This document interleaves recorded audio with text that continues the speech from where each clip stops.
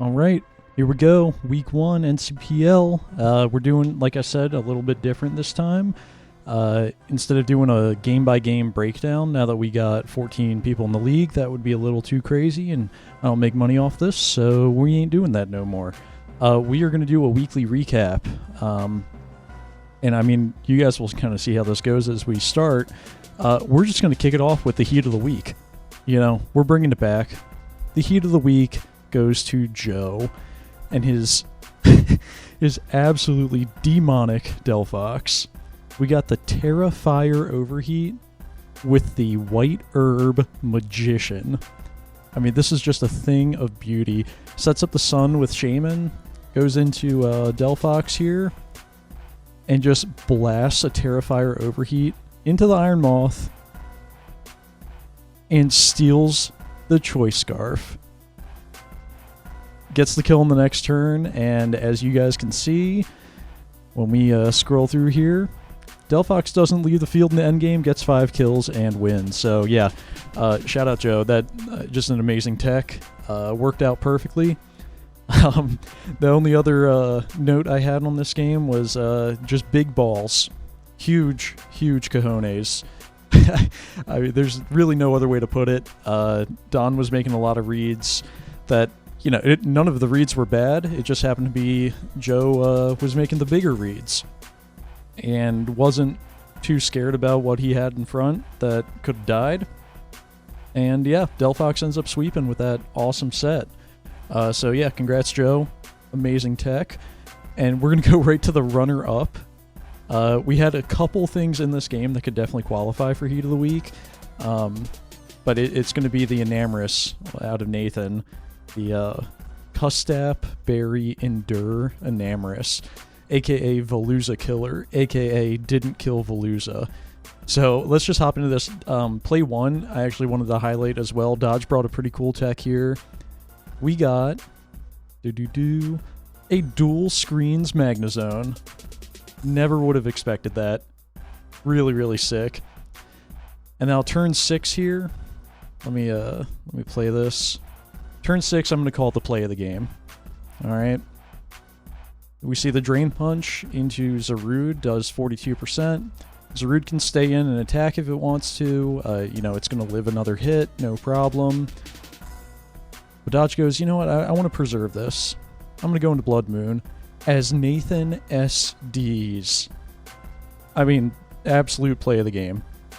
Brilliant play. Get a massive Drain Punch here on the Blood Moon. This Iron Hands was EV'd to be faster than just like a really bulky Blood Moon. So yeah, that Sword Stance is crazy. That way you're not letting this thing set up. And then this is what I like to call the most important play of the game. Switches out of the +2 Iron Hands, and Ursaluna starts Calm Minding. Yeah, so that was definitely the most important because that's where the game kind of flipped. Nathan definitely had a very advantageous position right there. You know, at +2, you basically are negating that reflect damage. And Iron Hands is very bulky, so it probably would have been able to live in Earth Power. But yeah, this is where the game kind of gets out of hand. So we're going to skip forward here to show off that tech. Ditto copies Enamorous. Takes a ton from Sludge Bomb. We see the Endure, because this is Choice Scarf Ditto, not going first, until you proc that Custap Berry and you get the kill. And Dodge, this is probably my favorite play of the game here on turn 29. I called this before the game. I knew Dodge was going to run an odd HP Veluza. Apparently it worked in prep, like in mock battles. I don't know what changed, but yeah, Veluza goes down to 51% here and cannot eat its Citrus Berry. I just wanted to include that because that was really funny. Alright, so let's go on to the next one. We got Cordell and Demo. Some cool text out of Cordell's side right here. We got the Rain Dance, Rain Dish Blastoise. I mean, that's sick. Blastoise is really good this gen, and then using Yawn to kind of like phase things is awesome. And then I want to skip ahead here to turn 29 to highlight something Demo brought. We got Terra Normal Agility Dunsparce with the Oko onto Thundy with Boom Burst. Absolute heat. Absolute heat. Obviously, game's kind of out of position at this point, but yeah, got to pull that one off, so that's pretty sick. And then here we go. We got turn 33. The Psyshock Darkrai.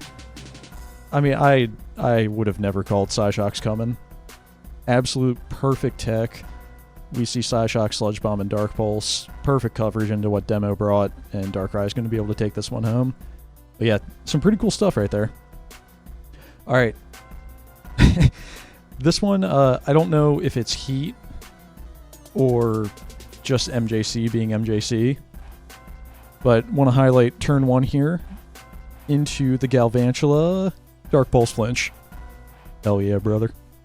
Hell yeah. Just awesome. Prevents the webs from going up. There's no removal on MJC side other than like Magic Bounce Espeon, which if we fast forward here to turn 3, Breloom comes in.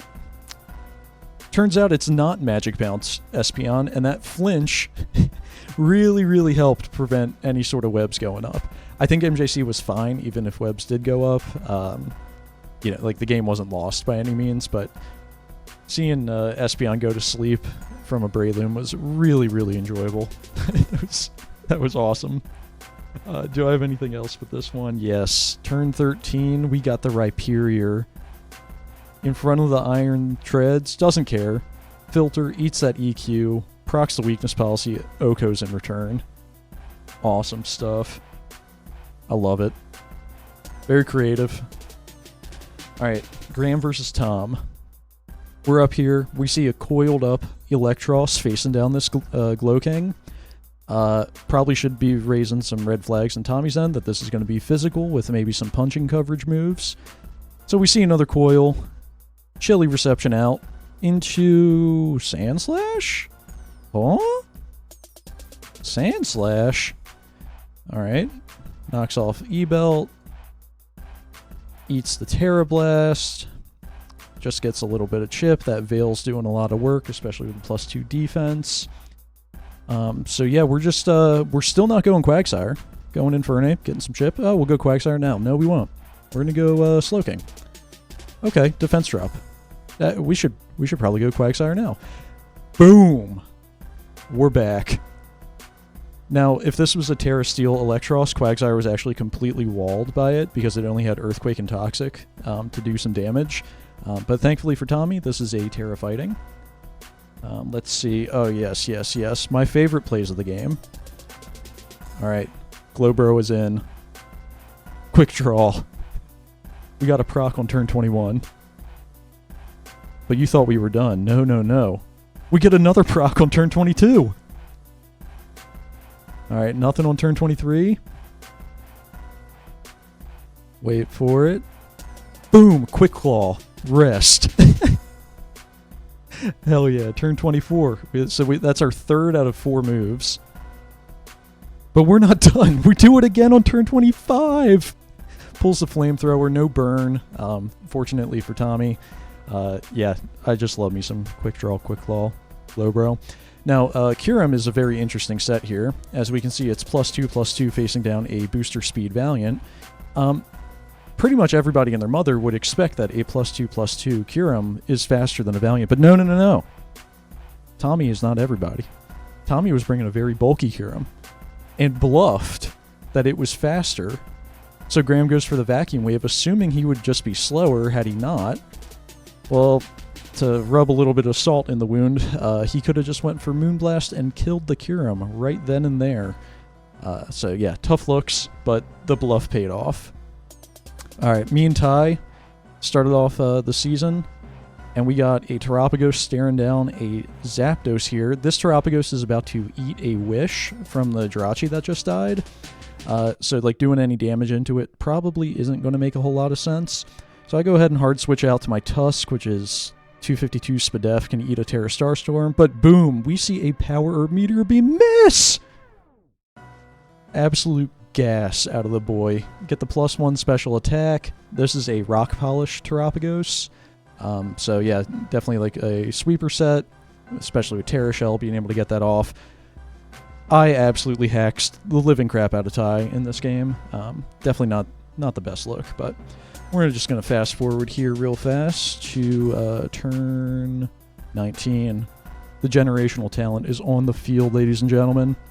And guess what he does? Clicks Terra Bug first impression to get the kill. That's right. But oh, we're not done. We do it to the Weavile too. Hell yeah, Trapinch. Hell yeah. What a beast. Alright, last but certainly not least, we have our game of the week. Alright, you guys thought, he's just doing these quick little recaps and showing off some text. No. We're still doing some breakdowns up in here. So we're going to go with Berg versus E. We got the Funky Monkey coming down. Goodra, really good easy switch in. And boom, we get a Toxic Chain proc on the very first turn. This is huge. Berg's team does not have a lot of defensive switch-ins. So I was talking to him before the game. If Goodra goes down, it's HO. You know, you're making reads. You're just trying to power through and get a lot of your predictions correctly. So this is huge on E's end, being able to pressure this really early. So yeah, Goodra's Toxic down to 67%. And we get an Acid Spray into the Suicune switch in. So now Suicune's not feeling too comfy sitting in here. Berg switches out into Rillaboom. Possibly, you know, predicting... You see the Acid Spray, maybe a T-Bolt's coming out. I guess you wouldn't really want to go, you know, Rillaboom onto a Rotom, but if like Dragapult came in, potentially, but I guess E's also, you know, risking potentially a Draco Meteor or something. So yeah, Suicune staying in makes sense. Goodra probably could have just stayed in and hit the T-Bolt and got some chip here, but Berg goes unpunished, switching Rillaboom in on Scald, no problem. Goes for the knockoff right here, really good play. I'm expecting the Fire type to come in. Alright, Goodra, the only defensive pivot, coming back in. It's already Toxic, doesn't care about a Willow or a T-Wave. Berg preserving the Terra. It's Terra Water this week. And drops a Draco right there onto the Suicune. Suicune just heals right back up with those lefties. Definitely a problematic mon for Berg. Yep. So Palafin is probably always the correct play in this game to be the Suicune switch-in. This is a Choice Specs Palafin, so it's a very free Scald switch-in, right? Yeah, the burn's annoying, but you have grassy terrain, and you don't care about your physical attack. So Palafin finally comes in here on the Ice Beam, takes nothing, hits a pretty big Boom Burst right there, and E stays in thinking, oh yeah, it's physical water type, I'm going to try to burn it. Nothing. Berg probably could have assumed that Suicune couldn't really touch him at that point and just fired off another one and been in a good spot. Yeah, I mean, that's probably what I would have done if I was Berg, is just, I'm clicking Boom Burst again. If this Calm Mind's in front of me or something, then I'll go Goodra and just Acid Spray it. That way it's not too big of a problem. Or just at least keep it low with, like, Goodra to let, like, Rillaboom come in and Wood Hammer it. But Berg switches out, goes into Goodra on the Mandibuzz. Doesn't really care about Goodra at this point because it's not really switching into a whole lot anymore. So he lets that go down. Mandibuzz resets that Acid Spray, goes into Monkey Dory, and we get Grimmsnarl coming out here, which probably, you know, signaled to E, hey, this is offensive, this is going to do something to me. Screens didn't really make a whole lot of sense into E's team because he has Infiltrator on Dragapult, Meowstic, and Whimsicott, right? Like, yeah, screens are probably not the move into E this season.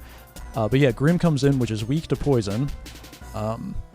But E's packing the Colbur Berry and easily eats that Sucker Punch. Huge damage with Sludge Bomb, gets the poison and the kill. It's just awesome stuff. Really good pack on that Colbur Berry. Now, Cobaliant's fat enough to eat any hit from this other than a Focus Blast, but it's faster, just gets the rocks up to, you know, possibly give himself a free turn with Mandibuzz defogging or something. Plus, he already knocked the lefties off of Rotom. It's going to be taking rocks. It's not even boots this week. So I definitely agree. Like, even if he died, rocks were probably the correct play. But since he didn't, you still got your Cobalion here to pick up the KO. Now I'm expecting, yep, Dragapult to come in. There's a very free Flamethrower. Gets the kill. Berg at this point is, you know, he doesn't have any defensive switch-ins, right? So you're just making reads. You're hoping this is like, yeah, maybe physical and it for some reason can't kill me, yada yada. But yeah, Cobalion did its job getting rid of Monkey Dory and That way Lando's faster than everything other than Dragapult. And we got the Gravity Lando blowing up a massive Earth Power into Mandibuzz. There's no Earth Power switch in, right? I mean, there never was other than Rotom and Mandibuzz, but if you have Gravity up, it doesn't really matter. So Berg goes into Rillaboom here. I once again would have went into Palafin, right? You see 2 attacking moves on Suicune. I'm not too sure what other coverage it has, but generally it's always, like, if it is running attacking moves, it's just, like, Scald and Ice Beam, you know, maybe Surf, right? You don't really care about Palafin's health, because you're faster than everything other than Dragapult, plus a Scald or an Ice Beam into Rillaboom is, you know, pretty critical, right? Like, that's a lot of damage. This is AV Rillaboom. And you're going to take recoil here from the Wood Hammer. So yeah, I probably would have just went into Palafin and just, you know, I guess you still have to make a read, right? If you're clicking Boom Burst and Dragapult comes in, you're screwed. If you go for Grass Knot and Rotom Heat comes in, he gets a free Volt Switch potentially, or just gets to blast off a big Overheat into one of your switch ends. So this obviously ended up working out for Berg. Kind of avoided the mind games right there. And miraculously, through the Ice Beam crit, still has enough with AV Rillaboom to live the Flamethrower. And now, because the Ghost type's gone, this is just a free Palafin Boom Burst endgame. So I want to say Lando comes in here. Yeah. Yeah, I think... I mean, we're going to see in the endgame anyway. Boom Burst had a roll to kill at 100% on Urshifu, and that's what it went back up to after the grassy terrain right there. I'm probably still going Palafin, because I don't think Urshifu can do anything to kill me at that point. And, you know, between like a close combat and Aqua Jet probably isn't killing me. That's just my thought process. But yeah, it sets the gravity here because it can't do anything else other than like potentially taunt the Rotom. But if Rotom sets up a Nasty Plot on your gravity, then you just Earth Power and win. But we see the Boom Burst come out here, and now Urshifu takes rocks, and Boom Burst kills. Just a really, really well played game on both ends. Like, I don't think E threw at any point. It was just Berg made a lot of the correct reads when the time mattered, and yeah, definitely Game of the Week worthy. I hope every week kind of looks like this. But yeah, that's it, guys. Let me switch back over here real fast to our standings and kill leaders. Boom, there we go. As we all expected, Joe in first place with a positive 5 diff. Look at that, Trapinch, still top 5 in kills after week 1.